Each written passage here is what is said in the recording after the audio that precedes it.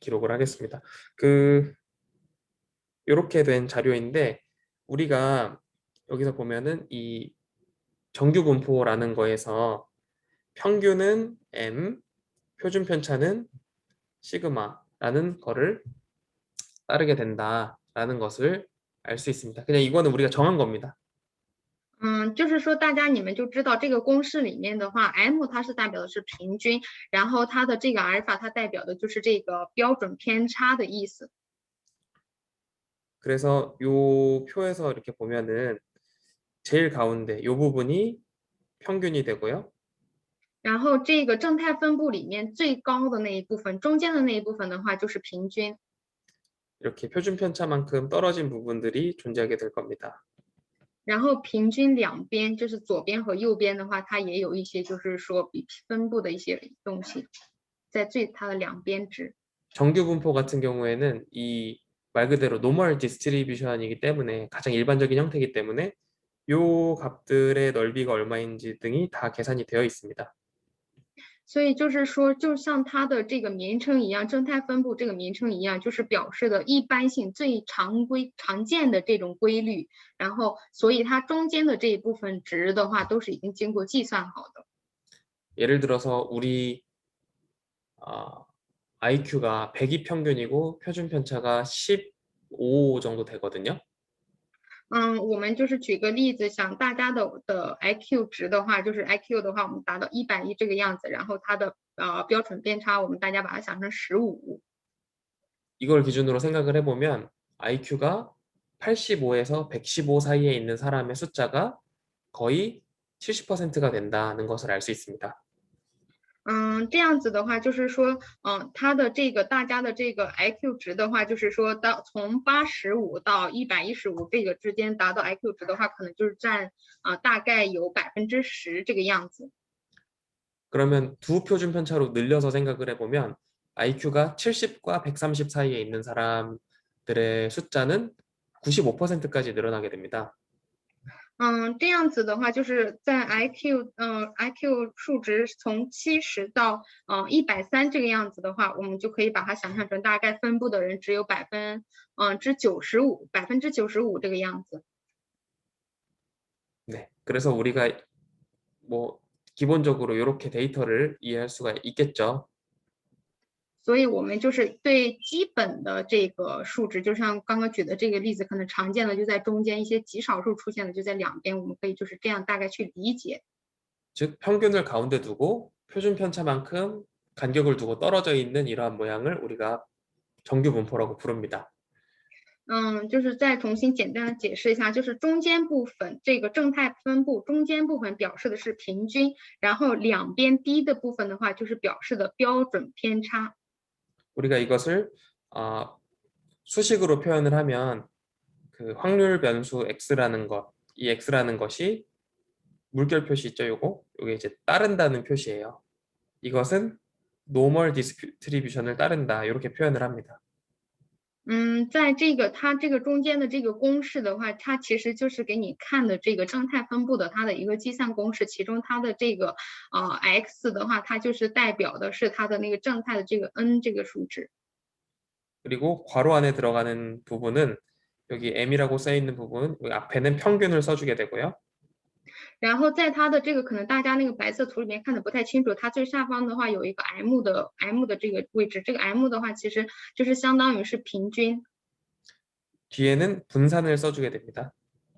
然后 m 最旁边的话，它就是它的最旁边的话就是那个方差的位置。 이런 형태로 우리가 표기를 한다. 이 정도로 알 수 있겠습니다. 就是说我们大家只需要记着它这个公式里面每一个大概就是它的这个标记，它是什么意思内容就可以。 혹시 여기까지 이해가 잘 안 되시는 분? 这一部分有不理解的老师吗？ 부끄러워하지 말고 손을 들으십시오. 不要觉得害羞，如果不知道的话就举手。 아무도 없으시군요. 没有，都没有，就是举手的话。 결국 개념적으로 생각해 보면 그런 거거든요. 평균을 기준으로 떨어진 사람들이 얼만큼 있다. 그냥 그런 내용입니다. 평균 근처에 사람들이 많고 평균에서 멀어지면 사람들이 줄어든다. 其实这个正态分布的话，大家就理解成它这个其实就是以平均为基准化的一个图，然后平均中间的平均的话，就是最一般化的现象，这种就是做这种现象的人，有这种现象的数或者人是更多的。然后在平均两边分布的这个值的话，就是说是比较少数的这种。 이 정규분포의 특징을 살펴보도록 하겠습니다.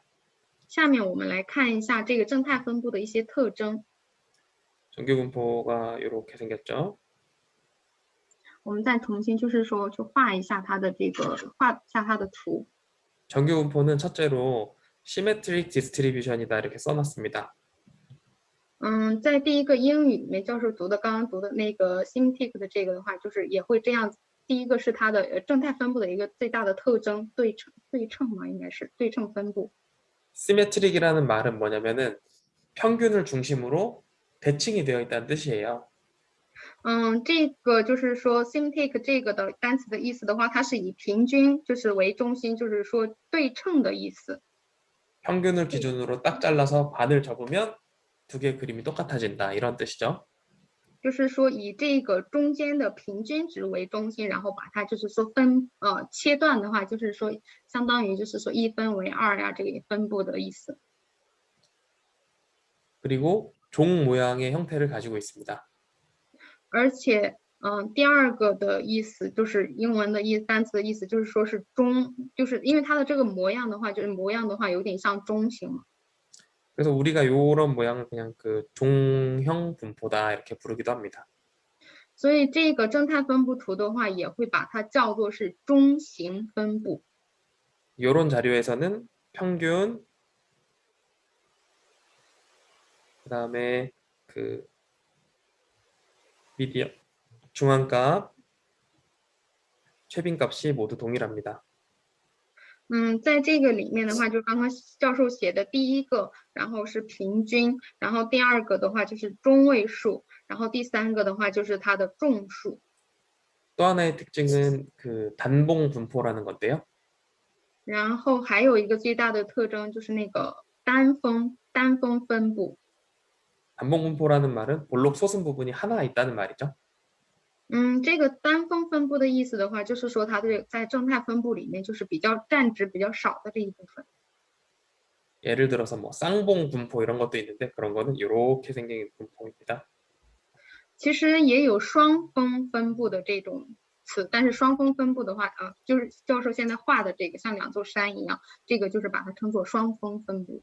그래서 이런 자료는 우리가 정규 분포라고 할 수 없겠죠. 这种双峰分布的例子的话是不能够称之为正态分布。 또한 정규 분포의 특징을 살펴보면 x에서 이게 오른쪽 끝으로 갈수록 아주 0에 가까워진다는 것입니다. 因为这个正态分布的话，就是我们刚最下方教授画的这个圈圈的这个里面，从 x 开始一直到0啊等等，它是会以这样就是形式去表示。 그 이렇게 생각해 보시면 되는데요. 키가 3m인 사람, 我们想一下，举个例子，然后身高在就是3厘米以上的， 세계 어딘가에 살 수도 있겠지만 아주 확률이 희박하죠. 就是可能就是也可能也有这个身高占比的人，可能就是孩子中，但是总体的话它是少数的。 그리고 뭐 키가 20cm인 사람, 还有就是个子是在20厘米以上的， 그런 사람도 거의 없겠죠. 如果是20毫米以上的话，这种的人几乎是没有吧。 그래서 양쪽 끝으로 갈수록 거의 0에 가까워진다 하는 이야기입니다. 所以这样子的话，他们可能就是说，一般的话就是位置，就是因为是比较少数的，是处于正态分布的，就是最两边。这样的话，他们就是和0很接近。 생각보다 여러분들이 여기 별로 안 어려워하시는 게 참 좋습니다. 希望大家就是听了之后会觉得这一部分内容不会难，不是很难。 잘 따라오고 있으신 거 맞죠? 大家就是能够就是很好的就是跟着教授的这个进度在走吗？ 자요. 加油！ 그 또 정규 분포의 특징을 한번 다른 특징을 하나 설명드려 볼게요. 我们再来看一下那个正态分布的其他的一个特征。 우리가 이제 이런 형태의 자료가 있었는데 我们先设想一个例子，就是有一份这样的一个数据资料， 만약에 평균이 같고 표준 편차가 커지면 어떻게 될까요? 就是说它有这个平均值在，然后就是它的，但是它的这个标准偏差的话是没有，会是怎么样？ 이 자료를 잘못 썼네. 여기 스몰러가 들어가야 됩니다. 上面一个打错了，应该要把它换成那个 small 这个单词。 표준 편차가 커진다는 건 어떻게 되는 거죠? 자료가 如果 중심 기준으로 멀리 떨어진다는 말이죠. 如果就是说，给大家再重新说，就是它的这个，在这个正态分布里面，它的标准偏差值变大的话，会怎么样？ 그럼 평균을 중심으로 더 자료가 흩어져 있다는 뜻이잖아요. 它这个意思肯定就是变大的话，它可能就是随着这个平均值中心的这个位置，可能就是说延伸的更大。 표준 편차가 더 큰 그 분포를 그려보면 평균은 똑같고 표준 편차는 더 큰 자료 그런 거를 그려본다면 이렇게 되겠죠. 중심에는 사실 자료가 별로 없고 끝으로 갈수록 이제 커지는 이런 형태의 자료가 생기게 됩니다. 如果就是刚刚我们说的它的这个就是说平均值不多的话，然后标准偏差大的情况的话，就像教授用黑色的这个图线画出来的这个样子，对吧？ 그래서 표준 편차가 큰 경우에는 이 양끝이 두꺼워지는 분포가 생기게 되는 거고요. 如果就是标准偏差值大的情况的话，它可能就是说这个两边就是相比较正态分布这个图形看起来，它两边的话会变得更高一点。 표준 편차가 아주 작은 경우에는 가운데로 모이게 되겠죠. 如果标准偏差非常小的时候，大家可以想象一下它的图形是什么样的，肯定是中间很高。 조금 극단적으로 그려보면 이런 형태의 그림이 될 것 같습니다. 就是现在教授给大家画的这个图一样，如果是标准偏差非常小的情况， 여기까지 다들 이해가 되시나요? 这一部分能理解吗？ 네, 이런 형태가 되고 만약에 이번에는 표준 편차는 같은데 그 평균만 다른 분포에 대해서 생각을 해보겠습니다. 我们下面再重新就是幻想一个情况，就是设想一个，就是说那个就是没有这个标准偏差的这种情况， 이 경우에는 어떻게 될까요? 大家会想一下这种情况会是怎么样去分布？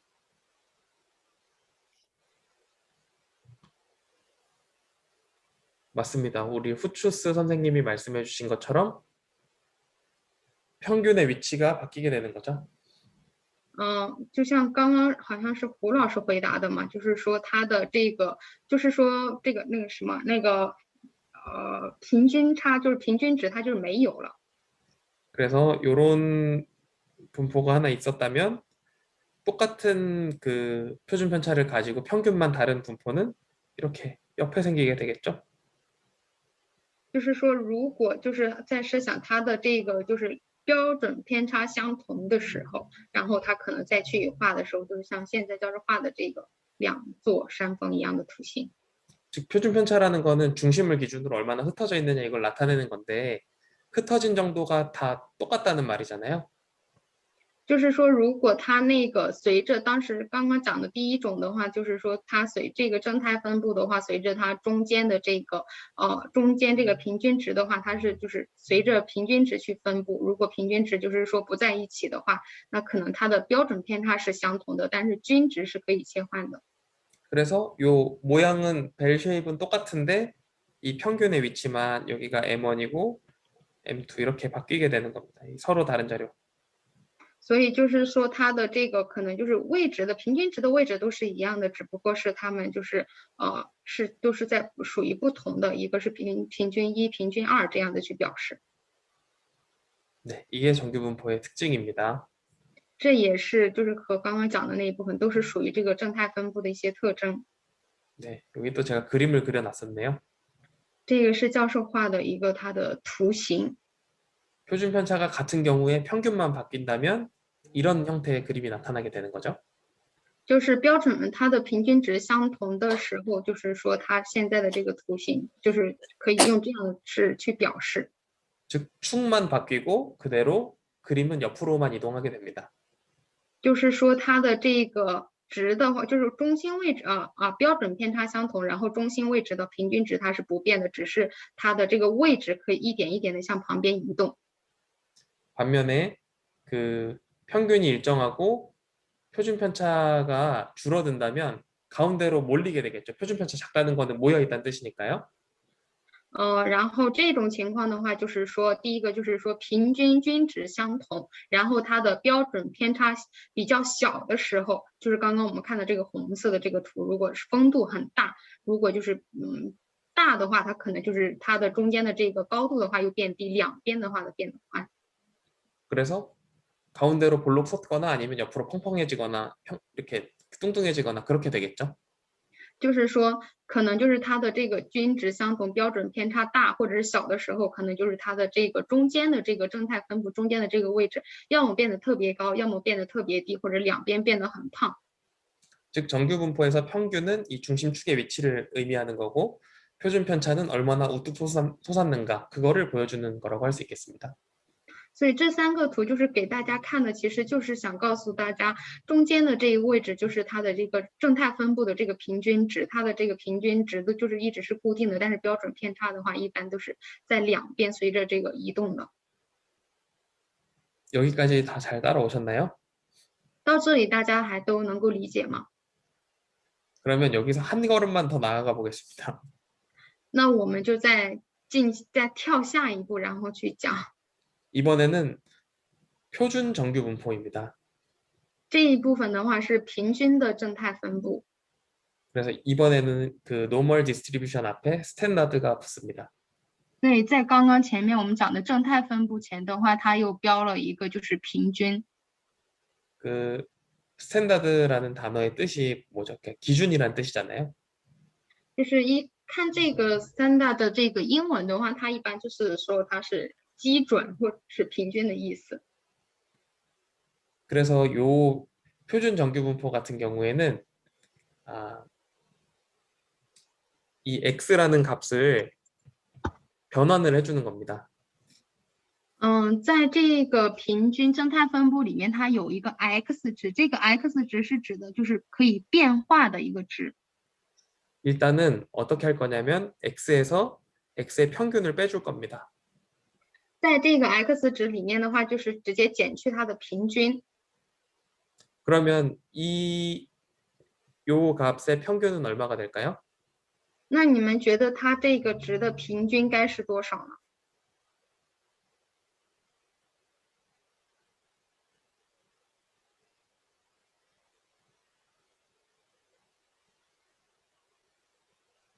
예를 들어서 설명을 해보겠습니다.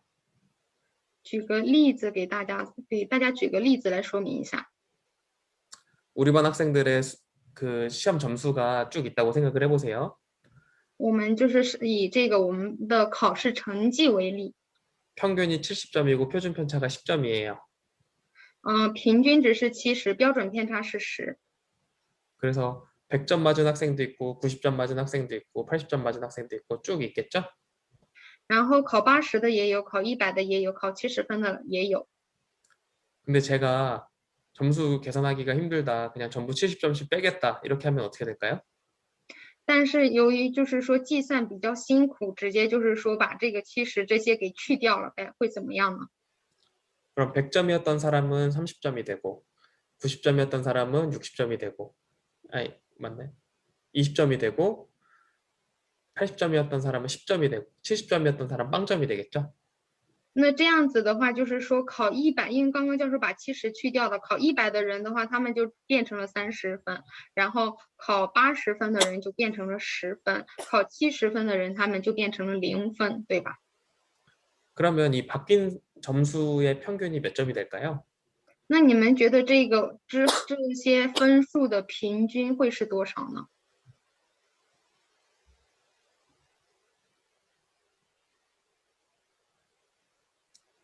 이것이 바로 우리가 지난 시간에 배웠던 편차의 개념입니다. 现在讲的这个计算公式是我们上周所学的计算偏差的公式，运用计算偏差的公式就能够得出它。 그렇죠? 모든 값에서 평균을 뺀 것이 그 편차라고 했었으니까요. 就是把所有的这个公式平均减掉的话，就是它的这个偏差值。 지난 시간에 편차의 합은 얼마라고 했습니까? 上周我们讲的这个偏差的话，它的那个最终偏差公式的值是多少？还记得吗？ 맞습니다. 0이 되게 됩니다. 편차의 합은 0이기 때문에 어떤 값에서 평균을 빼준 요 x-m이라는 값은 무조건 평균이 0이 되게 되는 거예요. 对， 얘가 教授说他上节课的话给大家说过，就是怎么去算的话，最终它可能就是0。 그래서 요 x-m이라는 값은 평균이 0이다. 所以大家就是记着这个 x 减去 m 的这个公式的话，它就是指的0的意思就可以了。 원래는 이 x가 평균이 m이고 표준 편차를 이렇게 썼었죠. 往之前的话，在那个公式里面的话 ，x 这个位置的话，一个是 m， 还有一个是它的这个方差。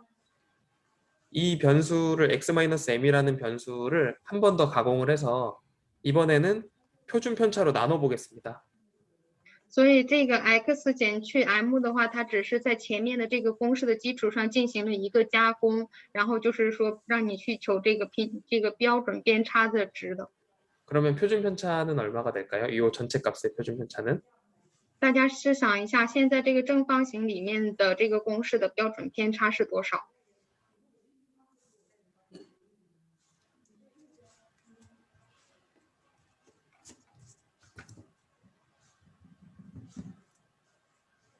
아까의 예로 돌아와서 우리가 평균 70점에 표준 편차 10점인 점수를 가지고 있다고 생각을 해볼게요.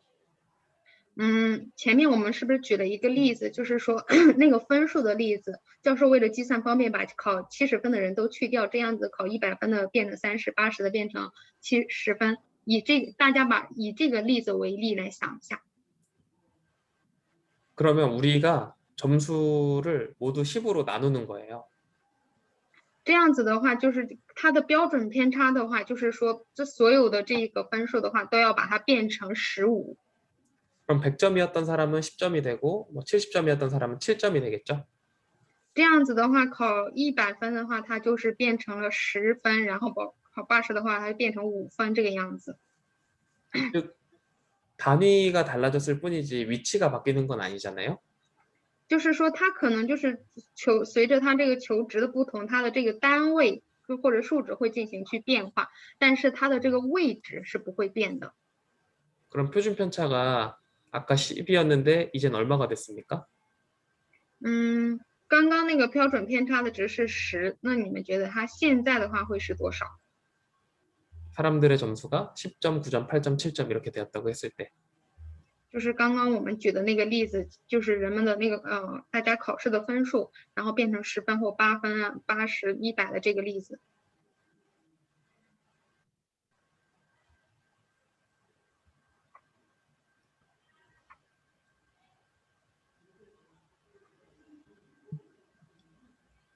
찍어보세요. 개싱.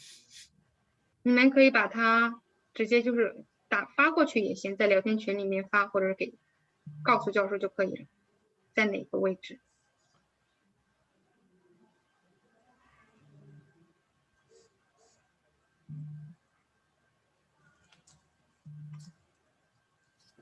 자기 자신의 표준 편차로 나눈 것이기 때문에 무조건 표준 편차는 1로 바뀌게 됩니다.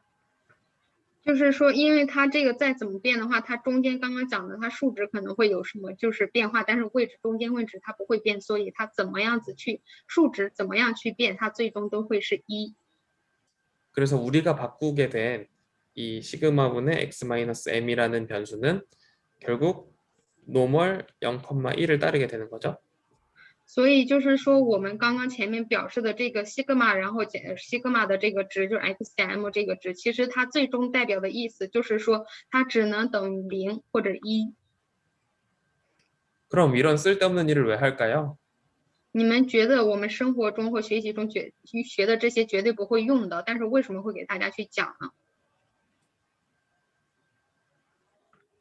서로 다른 수직선 상에 있는 값들을 비교하기 위해서입니다.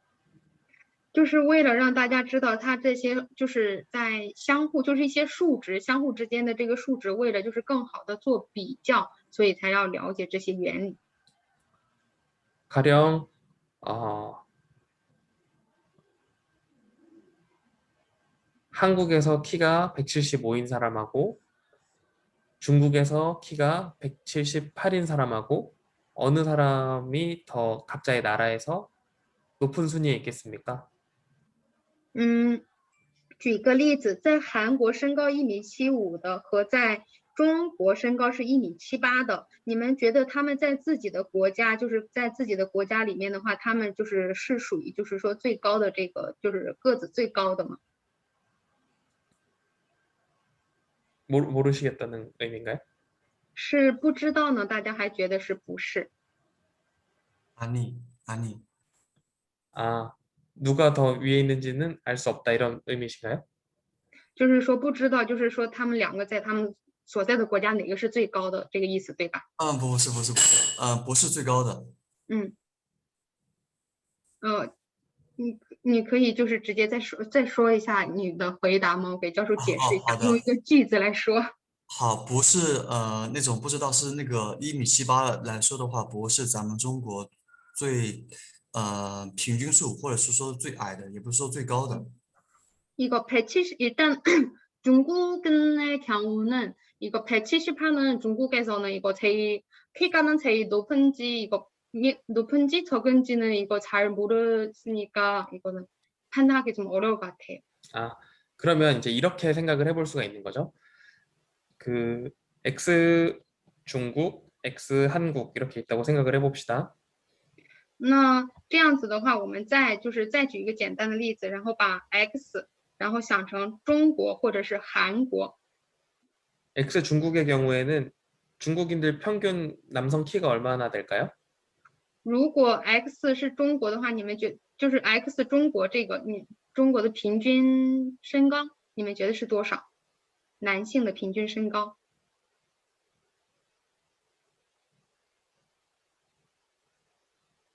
아무렇게나 말하셔도 확인할 방법이 없습니다. 这个没有固定的答案，就是说你们觉得大概就是男性平均身高在多少？175。 170, 175예요. 175. 네. 평균 175. 大概平均是175，对吧？ 네, 맞습니다. 네. 네, 그럼 이렇게 지정을 하고 표준 편차는 얼마로 할까요? 표준 편차는 5로 임의로 지정을 해보겠습니다. 那它的标准偏差的话，我们就把它当做是5。 그러면 중국에서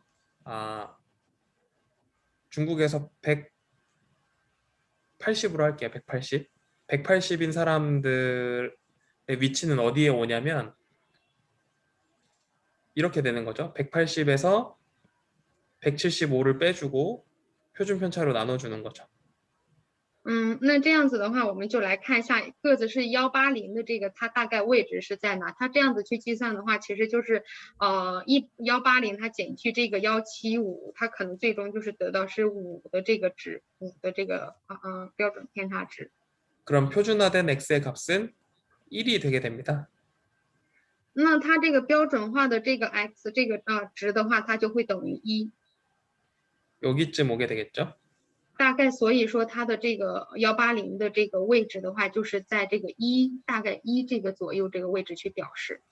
그러면 이제 중국 전체 인원 중에 175가 넘는 사람의 180이 넘는 사람들의 숫자는 한 20% 정도 된다 이렇게 유추할 수 있겠죠? 所以呢，我们大家也可以就是说想象，就是说设想，就是180，大概身高在180的人，在中国大概是占到20%左右这个样子。 그러면 이제 한국으로 넘어와 보겠습니다. 再来看一下韩国的例子。 한국 남자 키 평균은 몇으로 해볼까요? 좀 다르게 해야 되거든요.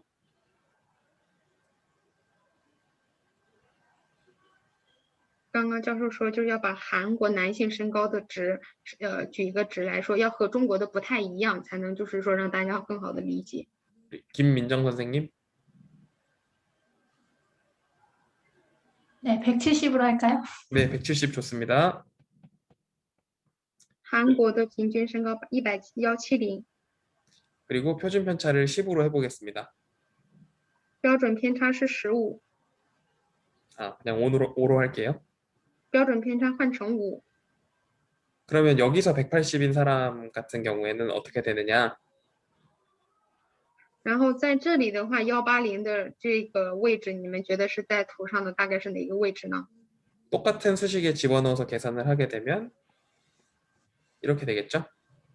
用和刚刚同样的计算公式去计算的话，就是现在教授写的这个吧。 그래서 2가 나오게 됩니다. 所以就像刚刚那个老师回答的一样，就是1、2，韩国是예 1、2。 2가 나오게 되고 2의 위치는 여기죠. 然后2的位置大概就是红色就是用红色笔画出来那一部分。 한국에서는 결국 180 넘는 사람의 숫자가 중국보다는 상대적으로 작다는 것을 볼 수 있습니다.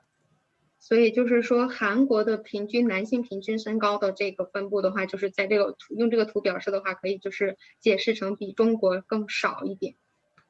즉 둘의 키는 180으로 똑같지만 분포에 따라서 평균이나 표준 편차에 따라서 어느 위치에 오는지를 우리가 비교를 할 수 있게 된 거죠. 其实这个公式的这2个例子就是想告诉大家，就算是同样的数值，2个国家都是180的这个值，但是它随着这个平均值和标准偏差值的不同，它在图上的位置是不一样的。 이런 걸 하기 위해서 오늘 이 긴 여정을 왔습니다. 就是为了让大家理解这一点，所以就是才讲了这么多。 오늘 내용이 조금 어려웠다 하시는 분 손 들어 보시겠어요? 觉得今天的部分比较难的老师可以举下手。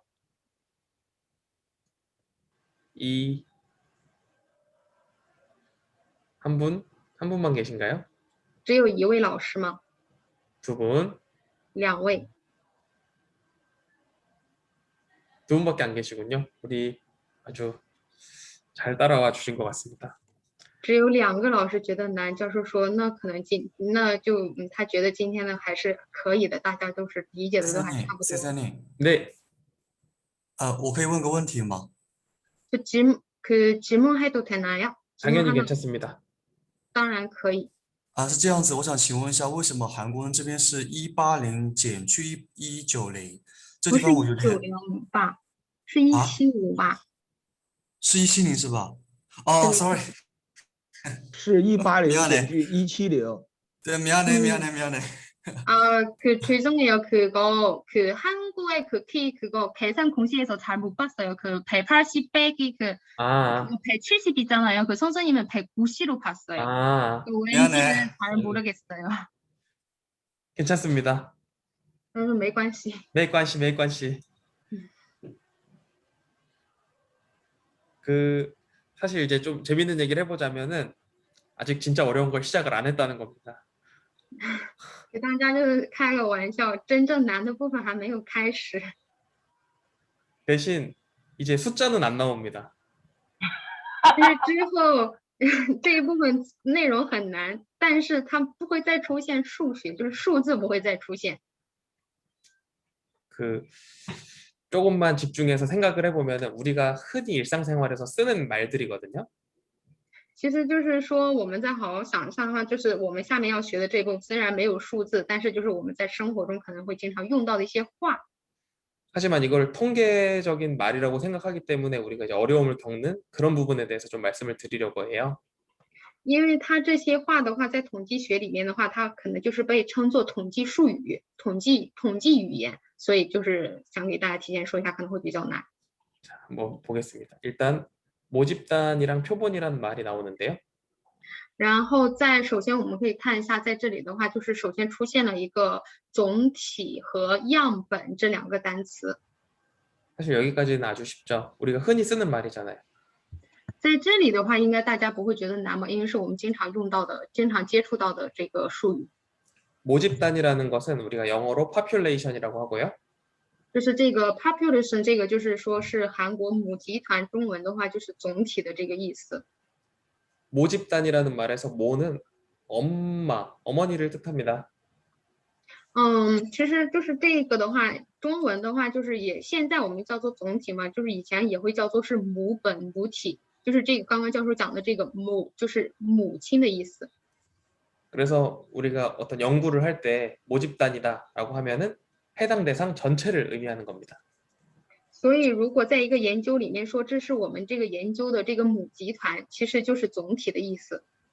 만약 우리나라 대학생들이 대학 교육에 대해서 가지는 인식을 조사한다라고 했을 때 就是举个例子，以调查一个韩国大学生对就是韩国大学的一个认知调查， 모집단은 전체 대상이 되는 거기 때문에 우리나라의 모든 대학생들이 되는 거고요. 因为调查的对象它是设定的是这个总体，所以就是说这个调查的时候要包含韩国所有的大学生。 표본 집단은 호서대 대학생들이 되겠죠. 那在这个样本的这个位置的话，就可以把它想象成就是浦西大学的大学生就属于这个样本。 모집단을 조사할 수 있을까요? 없을까요? 这样的话可以就是说能够调查到这个总体的值吗？ 맞습니다. 매우 어렵습니다. 对，可能刚刚不知道哪个老师回答的，就是说是很困难的，就是想要看总体是很难的。 왜냐하면 우리나라의 모든 대학생 수가 어제까지만 해도 뭐 30만 명이었는데 갑자기 내일은 29만 8,870명이 될 수도 있고요. 就是说一般在研究还有一种现象，一般在研究里面的话，想去看总体，想去看总体值是很难的。刚刚举的一个例子是韩国的大学生，可能昨天的话他是有30万名，但是也许明天的话他就变成29万8888等等这样的值。 그리고 그 숫자를 받는 와중에도 학교를 그만둔 학생도 있을 것이고 휴학을 하는 사람들도 있을 것이고 하기 때문에 전수를 조사하는 건 굉장히 어려운 일입니다. 就算是我们得到了最终的这个总体的这个值，但是可能在这些大学生他也有突然之间退学的，也有休学的，然后像这种因为这种情况的存在，我们没有办法然后去看总体值。 그래서 우리는 모집단에서 모집단을 잘 대표할 수 있는 사람들을 뽑아서 그 사람들을 표본이라고 불러서 이제 그 사람들을 가지고 조사를 진행하는 경우가 대부분입니다. 所以，因为没有办法计算总体值，我们只能在总体值里面去选取代表值，最具有代表的这个代表性的这个数值，然后去把这个代表的样本拿出来去计算。 가령 가족들을 위해서 요리를 한다고 생각을 해보겠습니다. 大家再想一下，就是说你要给家里人做饭， 요리를 하는데 음식의 간이 맞는지 딱 맛을 보는 거예요. 然后但是呢，你做好的饭需要就是有人来尝一下它的味道。 전체 국이 있는데 국에서 딱 한 숟갈 떠먹어 보면은 아 이게 국이 짜다 싱겁다 이게 나오죠. 就是说你煮的这一锅汤，然后可能你尝的时候就是用勺子就是说只去拿一勺去尝，这样子你就可能知道它的咸和淡。 그 한 숟갈 떠먹어 보는 것을 우리가 표본 조사라고 할 수 있습니다. 然后其中呢，你那一勺的汤就是我们在这个统计里面所说的这个样本调查。 그 가족들을 위해서 국을 끓였는데 그걸 혼자 다 먹어버리면 의미가 없겠죠? 因为你是为了家人做的这个饭，你为了尝一下它的味道，把这一锅的汤都喝的话就没有意义了。 더 좀 과격한 예를 들어보자면 안전모 같은 걸 예를 들어볼 수 있습니다. 如果再举一个更夸张的，还可以举一个有关安全就是夸张的一些的例子来去解释这个现象。 안전모의 강도가 얼마나 센지를 점검하기 위해서 안전모를 막 1톤 세기로 계속 내려 찍어요. 그러면 이걸 시중에 유통할 수 있을까요? 就是说，假如就是说，我们就是举一个那个很安定型，就是说一直就是说你想要测试它的这个坚硬程度吧，然后就是说一直就是不可能就是说你把你打的这个城墙所有都给它推倒，然后去看一下它的坚硬程度， 그러면 팔 수 있는 게 안 남겠죠? 因为你只能可能选取其中的就是没有办法只能看取其中的一部分。 그래서 그 우리가 표본 조사라는 걸 한다 이렇게 말씀을 드릴 수가 있겠습니다. 所以就是说我们才会去集中的就是只看样本调查，因为总体的话你没有办法进行，只能选取样本调查来进行。 즉 우리는 모집단에서 어떤 표본을 표집할 수 있고요. 就是说在母集团里面，在总体里面，然后选取一部分的样本，然后进行这个调查。 그래서 샘플을 뽑는 과정을 우리가 샘플링이라고 합니다. 然后就是选取你在这个母集团里面，然后去选这些样本的时候，这个过程在英语里面的话，它也会叫做这个 sampling。 반대로 우리가 표본을 통해서 모집단을 추정할 수 있습니다. 但是的话，就是在这个样本里面，就是你选取的这个个体里面的话，你也可以就是去看你的这个去修正这个总体值。 국물을 한 숟갈 먹어보면은 이 국이 짠지 싱거운지 알 수 있다는 그런 의미죠. 其实这个他讲的这个意思，就还是我们刚刚举的那个例子，你尝这个食物的时候，你肯尝这个汤的咸淡，你会只用一勺，然后去确定它的味道。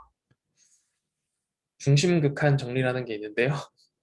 然后下面一部分的话是叫做中心极限定理， 수학적으로 조금 어려운 개념입니다. 在数学里面的话也是一个比较难的概念。 간략하게만 설명하자면 简单的就是说给大家介绍的话， 표본의 분포가 어떠한지와는 무관하게, 그러니까 모집단의 분포와는 무관하게 무조건 그 표본에서 뽑은 평균들, 표본의 평균의 평균. 就是说在这个中心极限定理的话，就是说和你的总体无关，这个母集团就是总体的分布无关，它只是看的是平均值的平均。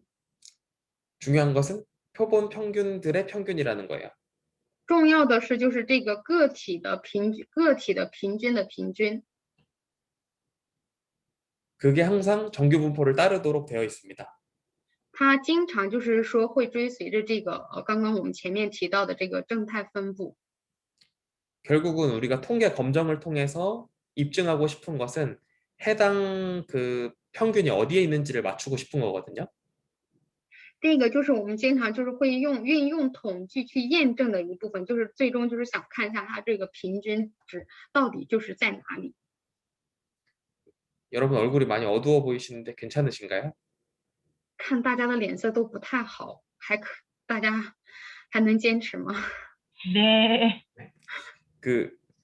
그래서 이게 이제 중요한 이유는 가설 검정을 이 이론이 있어야지만 가설 검정을 할 수가 있어요.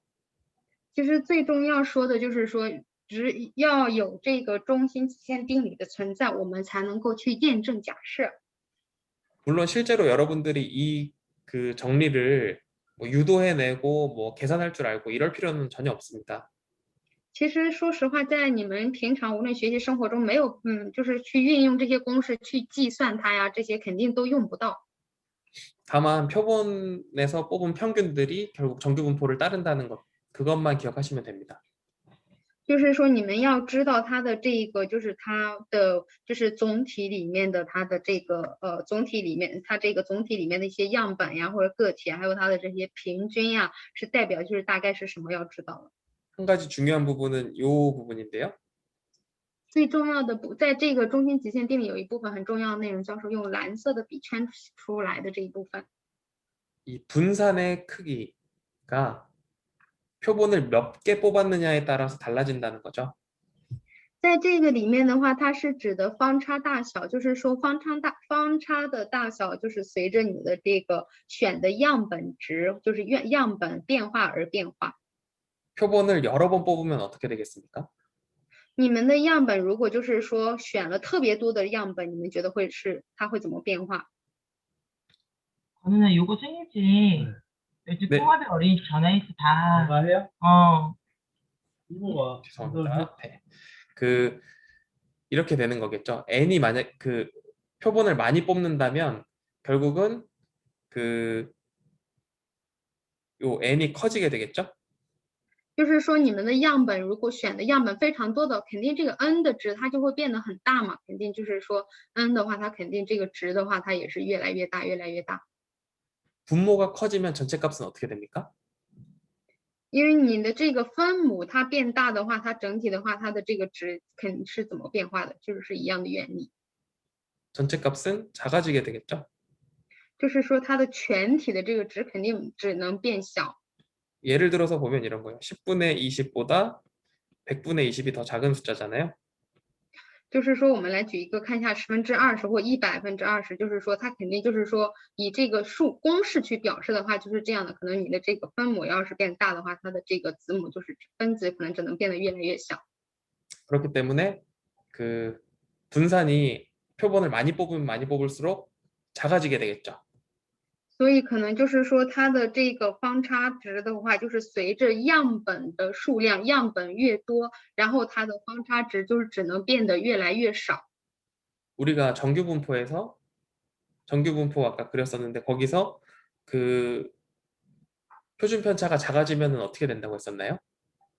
大家还记得就是说我们在正态分布里面说过，如果标准偏差变小的话，会是什么样的情况吗？ 그렇죠. 가운데로 쭉 모이게 됩니다. 就是说大概就是它在那个正态分布里面说标准偏差变小的话，它都会集中在中间这个位置。 즉 이 말은 평균 근처에 위치할 확률이 아주 높아진다는 의미예요. 它这个意义的话，就是说你这个概率的话，就是说在中间这个概率的位置处于中间的位置的概率非常大。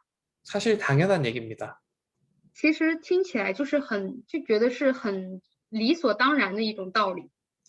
표본을 아주 많이 뽑으면 당연히 평균 근처에 가겠죠. 就是说你这个样本就是选的越多的话，那它这个标准偏差只能就是向中间去集中。 그걸 단지 수식으로 표현했기 때문에 여러분들이 이제 어려움을 느끼시는 겁니다. 就是因为这种道理很简单的道理，它用一种数学公式就是去表示，所以大家才会觉得很难。 여기까지 다 이해가 되셨다고 믿고 다음으로 넘어가 보겠습니다. 教授相信到这里的话，大家应该都能够理解，所以就是看一下后面的内容。 이 부분은 이제 이야기 형식으로 되어 있는데 여러분들이 잘 이해하실 수 있으면 좋겠습니다. 然后这一部分的话，因为可能就是和我们联系比较紧密的，所以希望大家能够都能够就是理解它。 우리가 가설이라는 걸 검정하는데 가설 검정에서는 이 영가설이랑 대립가설이라는 걸 쓰게 됩니다. 第一个是这一部分是讲的假设验证，在假设验证里面的话，就是说我们要理解零假设和对立假设是什么。 네, 영가설은 영어로 null hypothesis라고 부르고요. 刚刚教授讲的那个 null hypothesis 那个就是零假设的它的这个英语的专业术语。 우리가 null이라는 단어가 결국은 0이기 때문이죠. 因为那个的话，就是刚刚教授讲的，它的这个 null 的话，它就是代表的是零写出来了是零的意思。 대립가설은 우리가 alternative hypothesis라고 부릅니다. 然后刚刚教授说的那个英文的单词，就是说中文是指翻译成中文是对立，就是对立假设。 alternative라는 거는 결국은 그 대안을 의미하잖아요. 就是说只看它的这个就是对立假设的它的字面意思的话，就是刚刚就是就算翻译成英文，它也是对立嘛，对立的意思。 그래서 우리가 영가설을 쓸 때는 h 밑에 0 이렇게 쓰고요. 所以呢，在一般的话，我们用术语去表示的话，会用这个 H0去表示零假设。 대립가설에는 이렇게 a를 쓰거나 또는 h1을 쓰거나 하기도 합니다. 然后对立假设的情况的话，我们会用 HA 或者是 H1去表示。 요 1을 쓰는 거는 요 0하고 대비가 된다 그런 뜻입니다. 然后就是说这个H21的话，它其实就是和零是对立的嘛，就是这个零假设的对立假设。 영가설과 대립가설에 대해서 간단히 설명을 해보자면 영가설은 그냥 일단 차이가 없다고 말하는 가설이거든요. 再通俗一点来讲的话，零假设的话就是说是没有差异的。刚刚教授讲的是没有差异的一个假设。 반면에 이제 대립가설 같은 경우는 차이가 있다고 말하는 가설입니다. 然后反之，对立假设的话，就是表示它们是有差异的这种假设，会称作对立假设。 즉 영가설을 제외한 모든 것이 대립가설이 되는 거죠. 就是除了零假设以外，可能就是说所有的假设它其实都是能被称之为对立假设。 그래서 이걸 이제 어려운 수학적 용어로 표현하자면 여사건이라는 개념으로 표현을 하게 됩니다. 就是用这个用一个专业术语的话，我们也会把它称为就是说那个逆向的逆假设这样的就是语言去就是证明它。 그래서 우리는 가설 검정을 어떤 식으로 절차를 가지고 진행을 하냐면 영가설을 틀렸다고 말하려고 하는 거예요. 就是说我们一般的在论文里面，就是说一般会去运用到这个假设，其实要去证明的东西，去运用的假设去证明某一件事情的话，其实就是去证明的这个零假设是错的这种。 친구랑 싸운다고 생각해 봅시다. 举个例子，就是现在你和朋友吵架了， 친구 말이 틀렸을 때 틀린 걸 입증하는 방법은 두 가지가 있을 수 있어요. 我们想说就是朋友他说错了，然后我们要去验证的方法有两种。 첫 번째는 그냥 우기는 거죠. 第一个的话可能就是直接就是第一个就是笑， 이유는 없다. 그냥 네가 틀렸다고 막 우기는 방법이 하나가 있고요. 就是说反正没有什么其他的办法，也没有任何理由，就是去用笑去表示说，哎，你就是错了。 두 번째 방법은 그래, 네 말이 맞아. 第二个方法就是去认证，对你说的对。 근데 네 말이 진짜 맞다면 그 다음에 이런 게 와야 되는데 이런 게 없잖아. 然后你就会说啊，你虽然说的是对，然后后面教授用韩语说，就是说那应该是这样子的呀，应该怎么样，反正就是说是有理由支撑的。 즉 처음에 상대방의 말이 맞다고 가정을 하고 논리를 이어나가는 겁니다. 就是说前面你就是先认证了，对你说的是对，但是后面的话你就说，那你这些理由、这些现象你该怎么去解释？这种的话就是假设。 거기서 나타나는 상대의 모순점을 찾아서 네가 틀렸다 이렇게 얘기할 수 있겠죠. 所以就从中间找出一些证据去证明它是错的这种过程。 즉 상대방이 말이 맞다고 가정했을 때 나타나는 모순을 찾아내는 방법. 就是说，在这个刚刚说你这个前提就是说你认证了他的这个观点是对的，但是呢，你寻找一些证据去证明他这个观点是对还是对错，是对或者是错的这个过程，就是这个假设。 그게 바로 가설 검정의 원리입니다. 这个刚刚举的这个例子的话，其实也就是假设的一般原理。 결국 이제 법정에서의 논리하고 유사한데요. 这个的话，后面的话我们要看到的这个的话，可能就是说从一些法规定里面的一些伦理啊，或者是说一些伦理的一些知识。 일단은 영가설이 맞다고 가정을 하는 겁니다. 在这里面的话，我们就先假设零假设，就是它是对的。 그래, 그렇게 하고 해당 사건이 일어날 확률을 그 안에서 이제 유추해 보는 거죠. 상대방 말이 맞다고 가정을 하고 그런 사건이 일어났을 확률을 계산하는 겁니다. 先认证对方的话就是是对的，中间的话你再去就是说去求证的，就是说这个过程。 근데 이때 발생한 확률이 지나치게 낮다면 그때 우리가 이제 영가설을 기각시키는 거죠. 就是说，如果就是说你求证的这个过程，它就是说被推翻了之后，可能你这个零假设它也是就是被推翻的。 이걸 우리가 영어로는 H null is rejected라고 표현을 합니다. 这个的话，刚刚教授讲的那个就是 H0后面那个假设，它就是会这样用这样的原理去出现的话，它会用这样子的，就是说零假设去表示。 그런데 앞서서 설명할 때 우리가 어떻게 설명을 했냐면 대립가설이라는 거는 영가설을 제외한 모든 것이라고 했어요. 但是前面的时候我们介绍对立假设的时候说了，就是除了零假设以外，所有的假设都是对立假设。 즉 우리가 영가설이 맞다고 가정하고 우연히 발생할 확률을 계산을 했는데 너무 낮아. 그래서 영가설을 기각했어. 그러면 자연스럽게 어떻게 되냐면 대립가설을 지지하는 쪽으로 가게 되는 겁니다. 因为前面我们讲的就是说，先假设这个零假设他讲的他的主张是对的，然后你在这个求证的这个过程中，然后去发现就是去发现他这个是你求证的这个最终的这个结果推翻了你的这个刚开始的这个就是说推理，这样子的话就是说零假设它是不成立的，所以呢它就这样子的话就是说你的这个求证的这个结果就是变成了对立假设。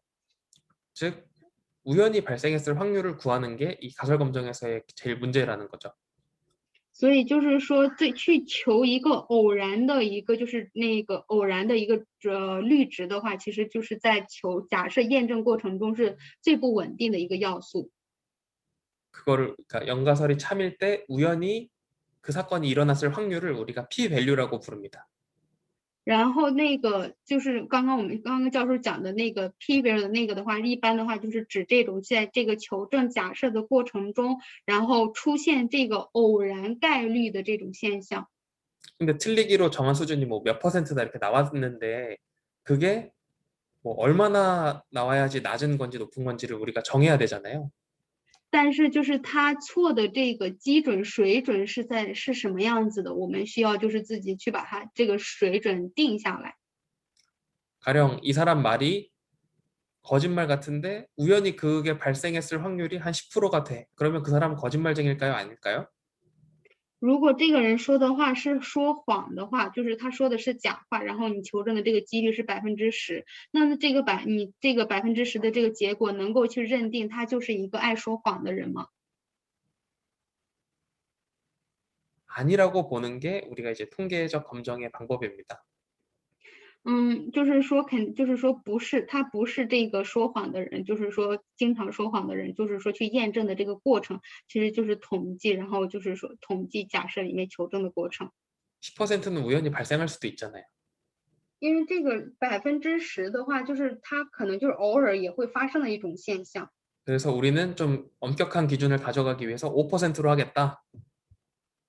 如果从更严的这个基准去定的话，我们可以把它定做就是说5%。 그렇게 우리가 정하면 그거는 알파는 0.05 이렇게 됩니다. 如果我们把这个基准定在5%的话，那可能它的这个阿尔法就等于0.05。 즉 우리가 틀리기로 마음먹는 수준이에요. 5% 정도 틀려도 내가 그런 의사결정하겠다. 就是说你在心里面定的这个基准是5的话，那他可能就是一个说谎的人，就是说你是以你这个自己的定的这个基准为基准去判断的。 이해가 되시나요? 大家在这里可以理解吗？ 그 이해하셨다고 믿고 조금 더 가보겠습니다. 相信大家都理解了，所以教授说再看一下后面的内容。 그러면 우리가 가설 검정에서 어떤 작업을 거쳐야 하는 거냐면 알파하고 p-value를 비교하는 거예요. 就是说在后面求证假设的这个过程，就是看它的这个阿尔法，就是说对立的这个过程。 그래서 p-value가 알파보다 크면 如果这 연가설을 个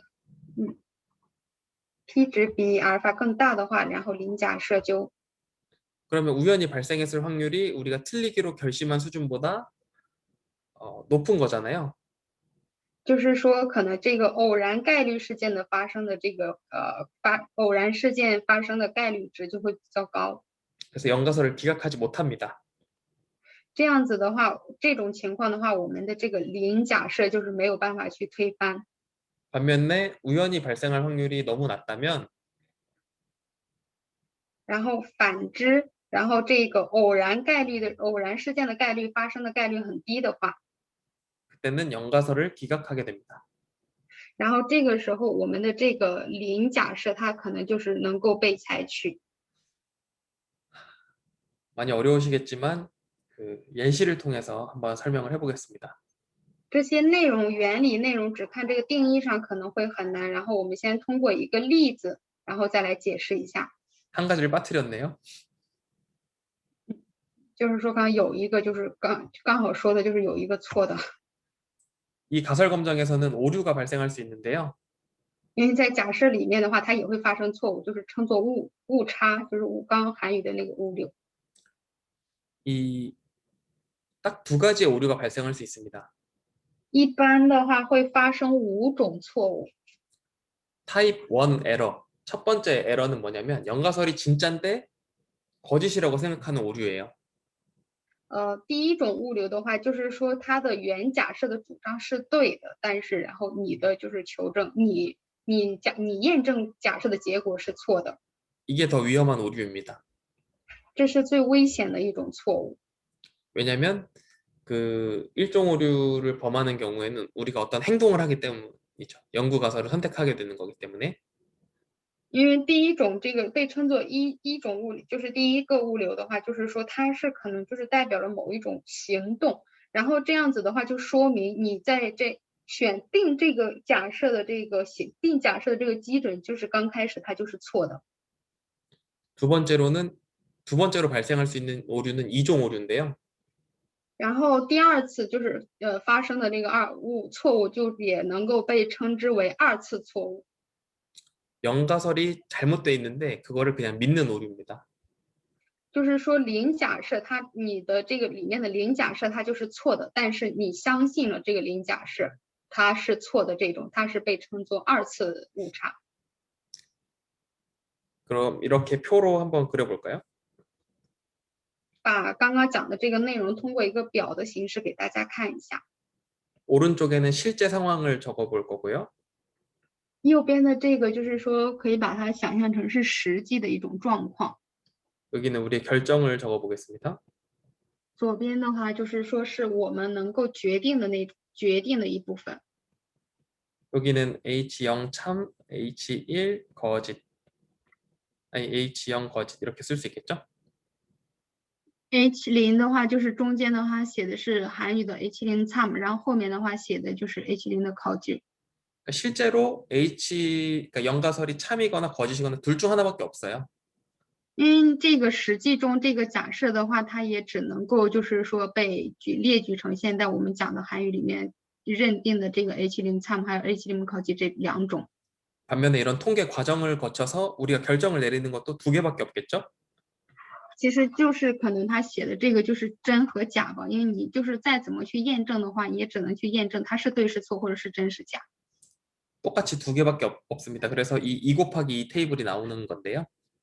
因为就是说这个道理，你去验证的过程只能是说啊，对了，它就是成立了，不对，它就是不成立嘛，只有这两种结果，所以这个图的话也只能这样子去画。 연가설이 참일 때 우리가 참이라고 결정했어. 그러면 이거 맞은 거죠? 如果这个零假设的话，它是真的，那它可能就是正确的，我们可以先用零去表示。 그리고 연가설이 거짓인데 우리도 거짓이라고 결정을 했으면 얘도 맞는 거죠? 那如果这个零假设它是假的，但是我们也觉得它就是假的，那它这也是对的，所以可以用零去表示。 여기 근데 실제로 참인데 우리가 거짓이라고 하는 경우를 우리가 타입 1 에러라고 했습니다. 但是如果这个零假设就是说它原本的这个零假设的主张就是真的，然后呢我们主张它是假的，然后所以呢是我们错了，我们这时候就会发生第一次误差，我们这时候把它称作这个 type 1。 네, 반면에 여기는 이제 타입 2가 되겠죠?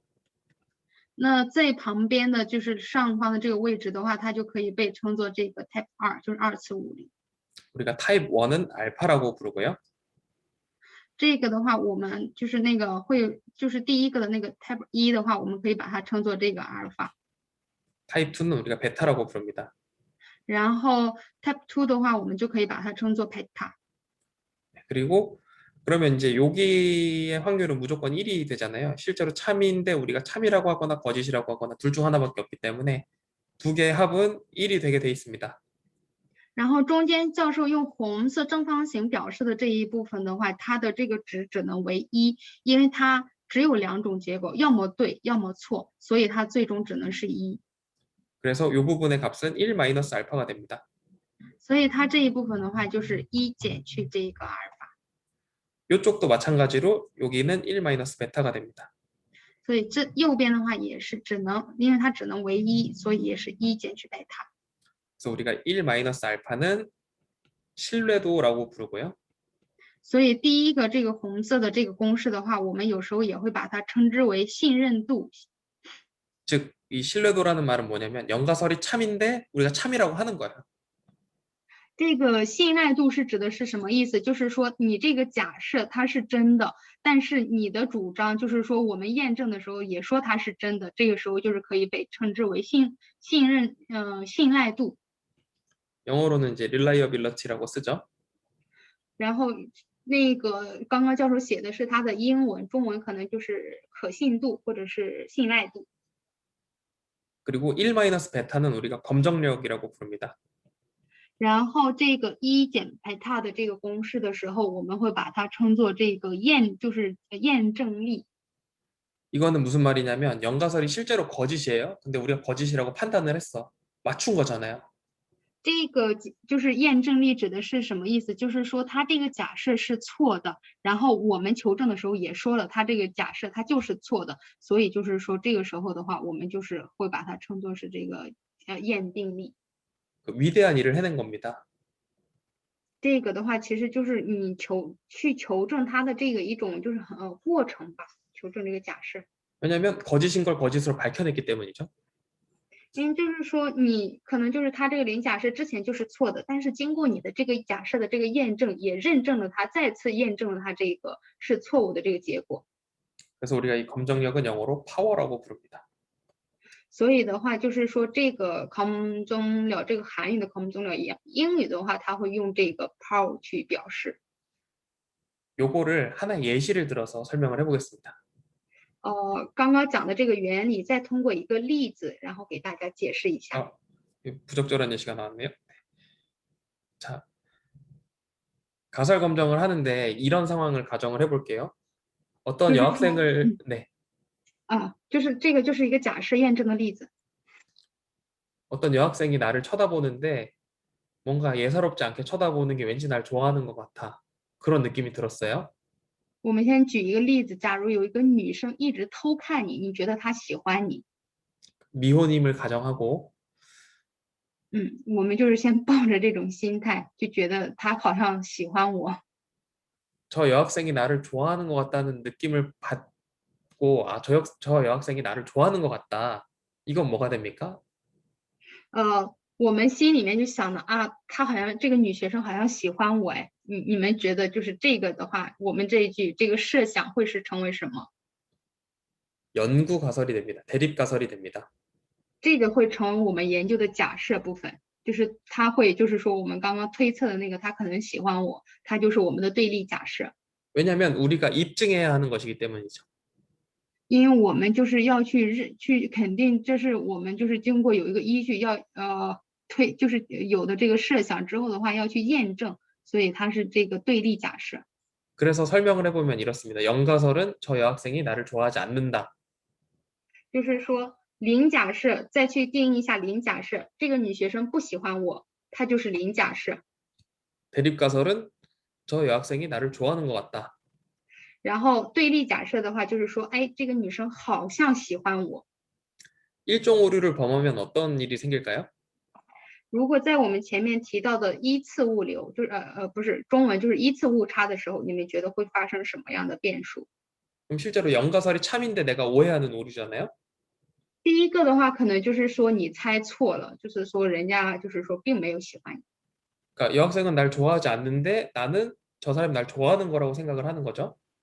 其实就是说那个女学生并不喜欢你，只是你自己自作多情，觉得她喜欢你。 발생할 수 있는 문제는 그런 게 있겠죠. 내가 좋아한다고 고백을 해가지고 망신을 당하는 거. 所以就是说因为你觉得她好像喜欢你，然后你就去告白，然后这样的话可能就是失败的一种结果。这个就是我们的那个依次那个误差。 이게 일종 오류의 위험성입니다. 这个是依次，也可以说是依次误差的危险性。 반면에 이종 오류는 무엇입니까? 然后反面二次误差的话，你们觉得会发生什么？ 여학생이 나를 좋아하는데 나는 저 학생은 날 좋아하지 않을 거야라고 생각하는 오류. 就是说那个女学生可能真的喜欢你，但是呢，你觉得她好像不会喜欢我，这是二次误差。 이때 발생할 수 있는 문제는 뭔가요? 然后这种情况你们觉得会发生？你们觉得会发生什么样的？就是结果会怎么样？ 첫 번째로 장점은 내가 고백하지 않았기 때문에 망신을 당하진 않을 수 있다. 就是说，可能第一种情况，你也不会去告白，就是这种不了了之。 반면에 여기서 발생할 수 있는 위험성은 그런 거죠. 나를 좋아해주는 여학생이랑 사귈 수 없다. 그게 이제 위험성이 되겠죠. 但是就是第二种就是危险的话，就是可能就是说，哎呀，虽然他也喜欢你，但是你觉得他不喜欢你，所以你也不可能和他就是说谈恋爱。 둘 중에 어느 게 더 심각한 오류입니까? 你们觉得刚刚举的这两个误差，哪一种误差更严重？ 2. 是二还是第一种误差还是第二种误差？ Why? 如果有老师回答吗？回答的话你们可以说一下。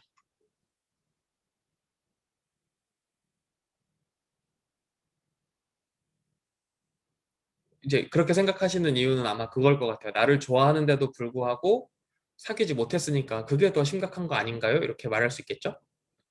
可能就是说，刚刚是哪个老师回答我没有听，没有看到，然后可能那个回答的理由教授说，可能就是说他喜欢你，然后但是你们两个没有交往，可能这就是最大的那个危险变数。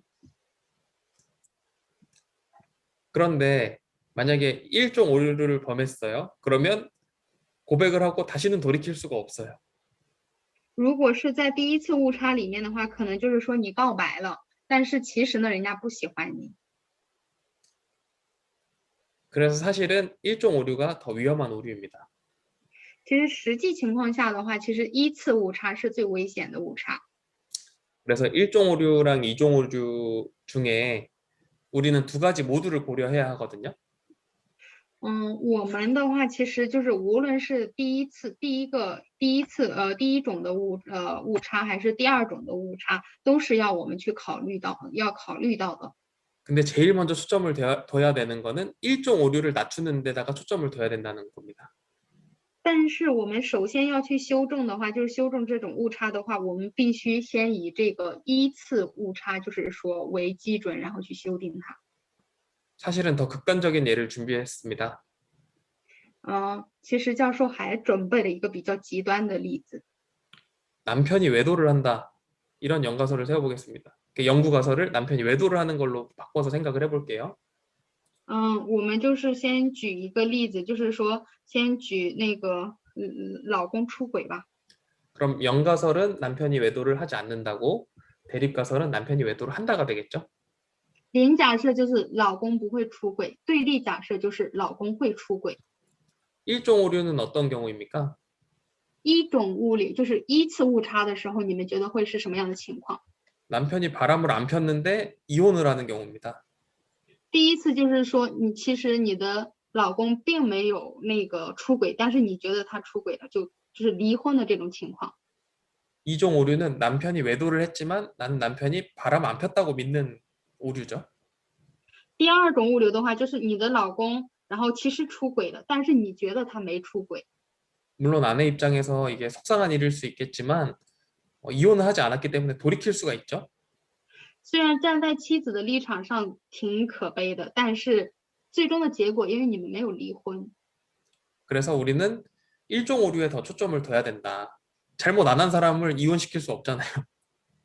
所以我们就是可能要把就是我们的重点解决措施放在第一种物流，就是一次这种误差上面去，因为不可能就是说让他去离婚。 네, 여기서 p-value는 뭐냐면 남편이 외도를 안 했는데 우연히 그 특정 여성하고 붙어 있는 거를 2번 목격했을 확률. 然后在最下方有一个 P 值嘛，它这个指的就是说，可能你的老公没有出轨，但是他在这中间和很多，就是你偶然见到几次他和别的女生见面， 근데 그 확률을 구했는데 그게 우리가 정한 기준선보다 낮아. 그러면 우리가 연가설을 기각하는 거죠. 就是说你见到的他的这个次数，他可能这个就是你这个 P 的话，它就是代表了可能这个他见这个女生的这个次数的话，可能就是也是有一个基准的，就是说由于这个的存在，有时候可能你的这个零假设也不会成立。 예를 들면 천안 아산에 살고 있는 남편이 출장을 간다고 하고 우연히 뭐 거제도에서 어떤 여성하고 2번 사진이 찍혔을 확률하고 비슷한 겁니다. 通俗一点来说的话，就是在天，假如你的老公在天安，但是他现在要去外地去出差，然后在出差的时候，就是说被拍到了和别的女性然后在一起的照片。 우연히 동일한 여성하고 같은 그러니까 어떤 여행지에서 같이 사진이 찍힐 확률은 매우 낮잖아요. 因为首先我们设想一下，就是说两个不认识的人在这个去旅行的时候，就是被拍到在一起的照片，首先这个概率是很低的。 그렇기 때문에 우연히 일어날 확률이 매우 낮기 때문에 영가설 기각하고 남편이 바람핀 것으로 확정을 하고 이혼을 할 수가 있다 하는 것이 이제 이 연구의 결과라고 볼 수 있겠습니다. 就是首先就是说你这种偶然性的概率，因为它这种概率就是说他们两个在一起，就是能够被拍到在一起的照片，这个概率性太低了。所以呢，当你看到这个就是概率出现的时候，你就会觉得他出轨了。就是说这样子的话，其实就是说你的这个零假设就没有成立嘛，因为我们之前建立的零假设是说你的老公没有出轨嘛，然后你这时候你推翻了零假设，那可能最终的这个结果就会离婚。 다들 이해하셨나요? 大家理解了吗？ 사실 이 부분은 들을 때는 이해가 되는데 실제로 내 연구에 접목한다고 생각을 하면은 접목이 잘 안 되는 부분입니다. 可能这个就是教授说的这些话，还有字面的意思、例子，包括例子你都听懂了，也能知道什么意思。但是真正的运用到研究里面的话，还是很难理解。 즉 혼자서 여러 번 생각을 해보셔야지만 이걸 자기 걸로 만들 수가 있거든요. 所以呢，就是说只能你们自己私下里去消化，多不停的然后去想它其中的原理，可能才能去消化它的就是能够真正的去理解它是什么意思。 충분히 읽어보고 생각해 보셨으면 좋겠습니다. 所以就是希望你们能够多看一下，然后去明白其中的就是说它的这个零假设呀、对立假设什么意思。 혹시 질문 있으신 분 계십니까? 有问题的老师吗？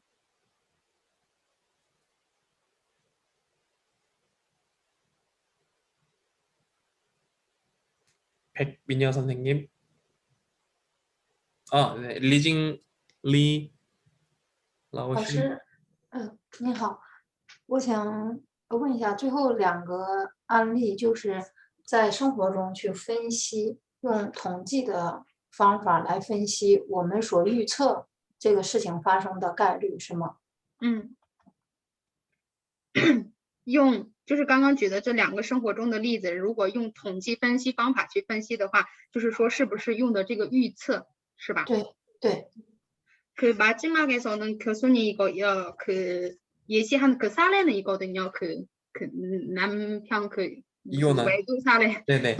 네, 이 두 사례는 혹시 만약에 이거 통계 방법으로 이거 진짜 통계 방법으로 활용해서 이거 분석하면은 약간 그런 수치 그런 뜻이에요. 수치. 추론. 맞아요. 추론. 맞아요. 이게 이제 추리 통계에 해당하는 부분입니다. 对，这个就是咱们之前所说的，就是那个推理的那个，之前刚开始学习到的那个推理的那个统计方法。 우리가 첫 시간에 배웠던 inferential statistics에 해당합니다. 就是第1节课里面所学习到的推理啊，还有那个推论，就是刚刚教授讲的，还有那个推论。好，谢谢。 네, 감사합니다.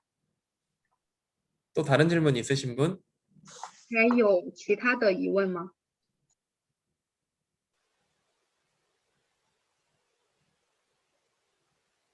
우리 김민정 선생님은 괜찮으셨나요? 교수님 네. 논문을 보면은요. 예. 이렇게 무슨 표값을 해놓고 예. P 이렇게 한 다음에 0.001 하고 이렇게 별. 별 3개, 네. 별 2개 이런 거 있잖아요. 네네네. 지금 그게 오늘 이거 교수님 맞습니다. 말씀해주신 네. 바로 그것입니다.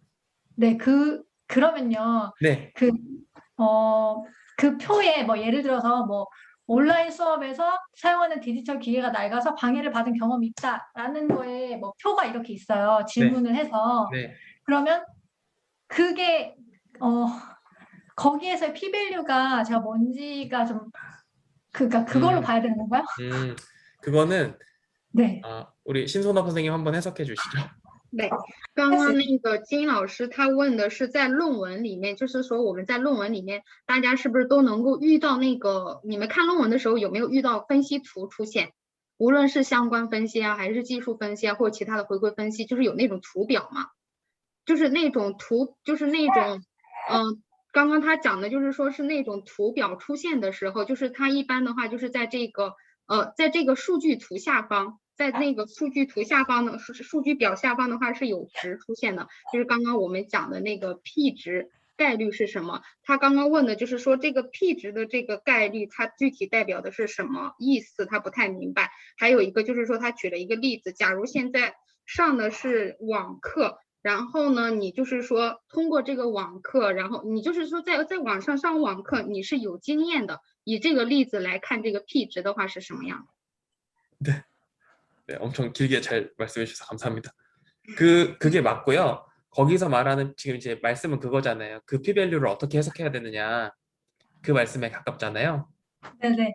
그거는 우리가 이제 다음 시간부터 더 배울 그 통계 방법들이 있어요. 아마 그 단순히 그렇게만 분석하시지 않았을 거고 어떤 분석 방법을 써서 분석했다라는 게 이제 앞부분에 나오거든요.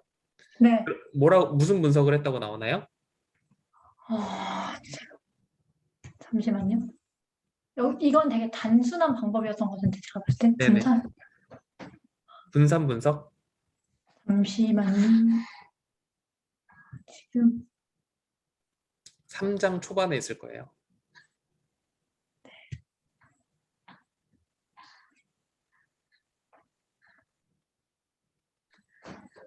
刚刚教授问指的就是说他其实在前面部分的话，我们是不是也提到过，就是最简单基础部分有方差分析、相关分析，大家还记得吗？就是前面提到那个什么相关分析、分析，前面方差、相关分析这些等等出来了。其实到后面的话，其实我们还没有去学习该具体怎么利用这些方法去分析它，但是可能就是它这个分析表出来的时候，它后面的话都会有一个相对应的英文字母会去解释啊，这是什么意思嘛那种。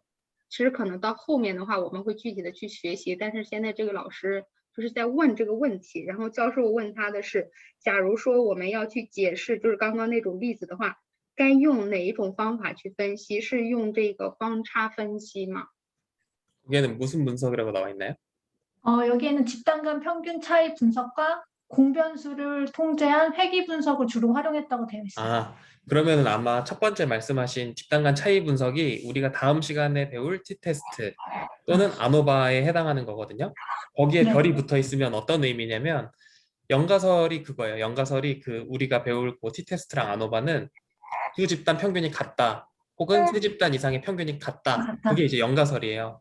별이 네. 붙었다는 말은 뭐죠? 우리가 충분히 기각할 만큼 이 p-value가 작다는 말이에요. 그 알파 우리가 설정한 알파 아마 보통 논문에서는 0.05를 기준으로 쓰는데 0.05보다 낮은 p-값이 나온 거죠. 그러면 어떻게 된다고 했죠? p보다 알파가 작으니까 연가설을 기각하는 거죠. 그렇죠. 대립가설이 맞는 거죠. 그렇죠. 대립가설이 맞다는 거를 보는 거죠. 그럼 그건 뭐냐면 집단 간의 평균 차이가 통계적으로 유의하게 있다는 말이에요. 그렇게 이제 해석이 되는 겁니다. 네. 刚刚那个教授问这个老师问的，其实就是这个表格下面的话，它具体的这个 T 值代表的是什么？还有表格里面它数字上面它代表不是有一点星号？大家在论文里有没有看到数值上的这些星号？它表示的是什么意思？刚刚教授讲的就是可能就是说我们下节课会学习到的t-test 的 T 检验，然后还有 ANOVA 分析，然后等等这些嘛，会用这些方法具体的去分析它这些各个团体之间的这个差异。然后刚刚教授讲的，一般的话，可能在论文里面的话，就是分析结果上会去定，然后0.05，然后就定这个基准。然后就是说，它要是大于0.05的话，可能这个零假设就没成立，就变成了对立假设。但是有些就是数字上它标星星的这种，有时候标1星、2星、3星这种嘛，它可能就是代表的，就是说它没有就是这个结果它的差异度。现在是教授在这个 PPT 里面画的这个样子。 이해하셨습니까? 大家能够理解那个刚刚这个老师就是回答的问的问题吗？ 아마 이제 다음 시간까지 다 듣고 나면은 조금 더 이해되실 거예요. 因为这个老师问的这个问题是我们还没有学到的，只是前面提到过有这种分析方法，然后到下节课的话，大家可能听完之后的话，应该会理解。 그래서 보통 P가 0.05보다 작은 경우에는 이 에스트로넛 이거 표시를 하고요. 就是说就是这个 P 值，然后就是说它如果就是说是小于0.05的话，它可能就是会用一个符号就是这个符号去表示， 0.01보다 작으면 2개를 표시하기도 하고요. 然后这个 P 值小于0.01的话是标2颗星， 0.001보다도 작으면 3개를 표시하기도 합니다. 然后如果是之后的话0.001这样子小的话，它会用3颗星去表示。 사실 이건 쓰는 사람 마음입니다. 其实它这个定的这个基准的话是你自己随便定的，是看你自己的意愿。 표본을 구하기 어려운 경우에는 P 0.1만 하더라도 그냥 이런 십자가 표시로 유의하다고 표현하기도 합니다. 就是他有时候会用这个十字架这种形式去表示嘛，就是说你很难就是求到样本值的时候，他也会直接说 P 小于0.1的时候，也会用这个十字架去表示。 또 다른 질문 있으신 분 있으신가요? 还有别的问题吗？